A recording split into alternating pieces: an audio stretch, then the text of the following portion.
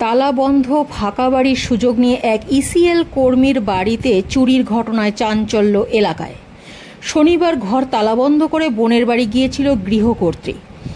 রবিবার সকালে বাড়ি ফিরে দেখেন বাড়ির সদর দরজার তালা ভাঙা অবস্থায় পড়ে আছে। ঘরের ভিতর আলমারি, খাট, আসবাবপত্রও ভাঙা। ঘরময় ছড়িয়ে ছিটিয়ে আছে সমস্ত জিনিসপত্র। চুরি করতে আসা চোরেদেরই এমন কাজ বলে মনে করছে গৃহকর্ত্রী রানু মুখার্জি।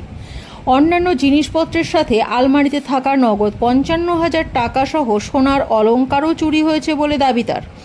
চুরির ঘটনাকে কেন্দ্র করে চাঞ্চল্য এলাকায়। ঘটনাটি ঘটেছে পাণ্ডবেশ্বর বিধানসভার লাউদোহা থানার বালিজুড়ি গ্রামের বাসিন্দা ইসিএল কর্মী দীনেশ মুখার্জির বাড়িতে। দুষ্কৃতীদের দ্রুত গ্রেপ্তারের দাবিতে রবিবার এমআইসি মোড় থেকে মাধাইপুর যাওয়ার রাস্তা অবরোধ করে বিক্ষোভ দেখায় গ্রামবাসীরা। খবর পাওয়া মাত্র ঘটনাস্থলে পৌঁছায় লাউদোহা থানার পুলিশ।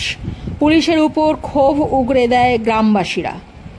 বিক্ষোভ চলাকালীন এক বিক্ষোভকারী বলেন, গ্রামে আগেও বেশ কয়েকবার চুরির ঘটনা ঘটেছে। অভিযোগ জানানো সত্ত্বেও পুলিশের কোনো হেলদোল দেখা যায়নি। তবে কিছুক্ষণ অবরোধ চলার পর পুলিশের আশ্বাসে উঠে যায় সেই বিক্ষোভ। কপার ঠেলে ঢুকছি না, দেখছি আলমারি একবারে ভাঙা। তো সদর দরজা থেকে দেখছি আলমারি ভাঙা। আলমারি ভাঙা দেখে ভিতরে ঢুকছি না, ডিমান্ড একদম তছনছ করা। পাশের রুম দেখছি, পাশের রুমেরও আলমারি তছনছ করা। হয়েছে আমার সোনা প্রায় 1.5 ভরির মতন ছিল, আংটি, কানের হার নিয়ে।